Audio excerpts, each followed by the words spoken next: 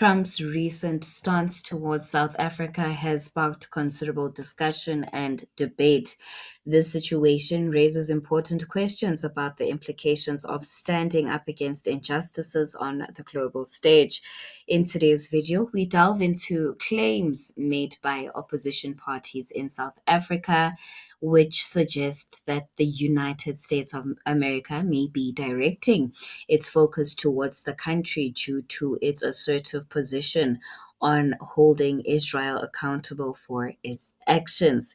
Is this a manifestation of intricate international politics, or is it a vital move in pursuit of justice? Without wasting any more time, let us get into today's video.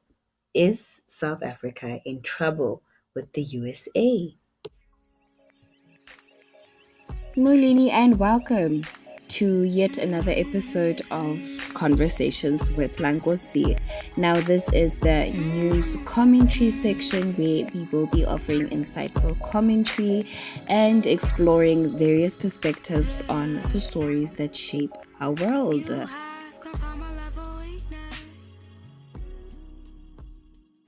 A noteworthy situation has risen in Saudi where opposition parties are expressing, their concerns about potential targeting by Trump and Mr. Starlink because of our country's position or stance when it comes to us being, pro-Palestine. This situation raises important questions about diplomatic relations, and the balance between encouraging open dialogue and the risks of political pressure. I'll tell you why I say this, but let's delve into this article to explore the implications and gain a better understanding of the dynamics at play. Opposition parties, the Economic Freedom Fighters and the Umkhonto weSizwe Party, said that there was no genocide in South Africa and that the government was being targeted for defending Palestine and demanding accountability on Israel. Speaking at the State of the Nation Address debate on Tuesday afternoon, the MK party said there was no threat of genocide in South Africa and called on President Cyril Ramaphosa to provide decisive leadership. There are legitimate cries of historically and presently oppressed and excluded black majority who demand the return of the land and wealth to the ownership and control of the people as a whole and not the privileged few beneficiaries of apartheid and colonialism, said John Hlophe, the leader of the opposition in the National Assembly. We have an obligation as South Africa to defend our sovereignty and territorial integrity, and in doing so, we should appreciate that our sovereignty as a nation should necessarily include the protection of sovereignty and territorial integrity of all African countries.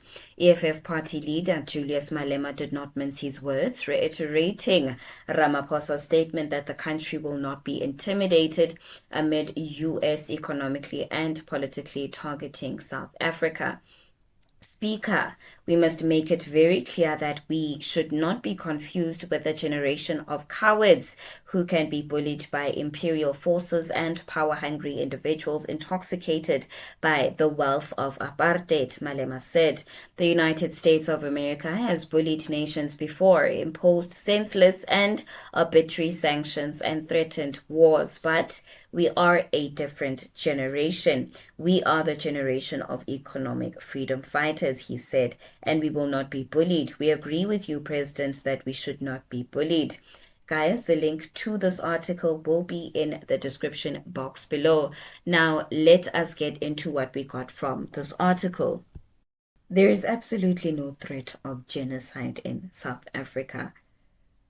I can personally attest to this fact. And if you guys want us to talk about that one thing, we can, but it's not going to be nice. Because historically speaking, when it comes to documenting, hey, let me not digress. Anyways, there's no threat of a genocide in South Africa. Literally, guys, the misinformation and propaganda that's being spread by individuals who are looking to exploit our nation's economy must be addressed and stopped before the situation escalates further. Mr. Starlink is not the sage figure some make him out to be. And we must refuse to be intimidated into complying with demands fueled by hatred and baseless accusations, because such tactics are merely, attempts to justify the implementation of harmful actions towards us as a country at the expense of the majority. Harmful actions that favor the minority at the expense of the majority, and we won't stand for it. Oh, hell no. So Starlink then becomes the face of it all, because his strong ties and the way he has gone about this whole thing, is just, it's distasteful, in all honesty. Also, Bob Shopper's strong assertion, that there are undeniable demands from the historically and currently oppressed black majority, for the return of land and wealth to be owned and controlled by the people as a whole, not just the privileged few beneficiaries of apartheid and colonialism, is spot on, because why did you not ring the alarm on this? Now, this is a fact. This is something that is happening. This is something that is there. This is something that exists. Not those baseless accusations. And the threats. Oh my goodness. How did we get here? Hi, Sana. No, I don't think we're in trouble with the US. I just think as a nation, ours is to refuse to be bullied into submitting to the demands of people whose intentions are impure. And theirs is just to keep on taking from our economy at the expense of all of us. And xa City, all of us, ndithethela a majority, not aba privileged.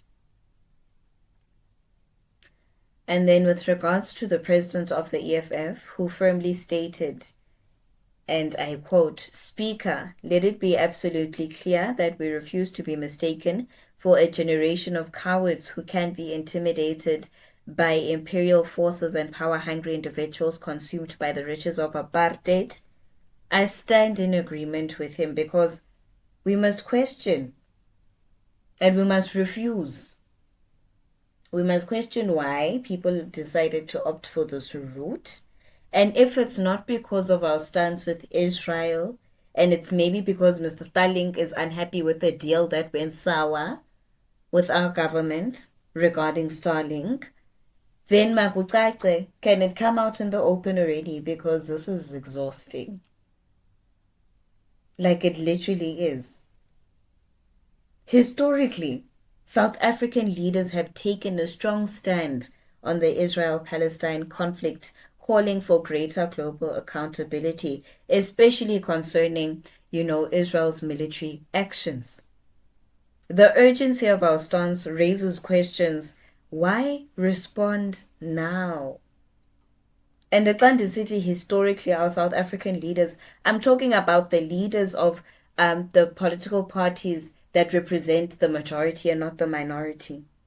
We are watching the situation closely, as it's apparent that whatever strategy was initially, at play has now backfired, or the veil has been lifted and it has been exposed.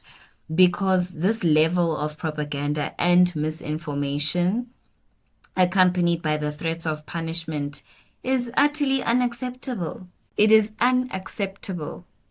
And I actually like the fact that opposition parties are coming together to rally behind the president and his stance on our support as Saudi for the people of Palestine. And it's time to stand firm in our beliefs and actions instead of twirling around the emotions of people. Rather, let us be known as a country with a backbone than one that backtracks every time. One of those that are targeting our economy. Cry wolf. The recent remarks from Trump and Mr. Starlink concerning our nation spark concern and raise questions about, the implications of demanding accountability on the world stage. The key challenge for South Africa will be to balance external pressures, with its commitment to justice and integrity. Will we manage to uphold our core values as a country, or will global interests influence our pursuit of justice? That marks the end of today's video. Thank you so much for lending your eyes and ears. I hope that you found today's video informative. Please do not forget to click on that subscription button or light the notification bell so that you do not miss out on any new uploads. Nkosi.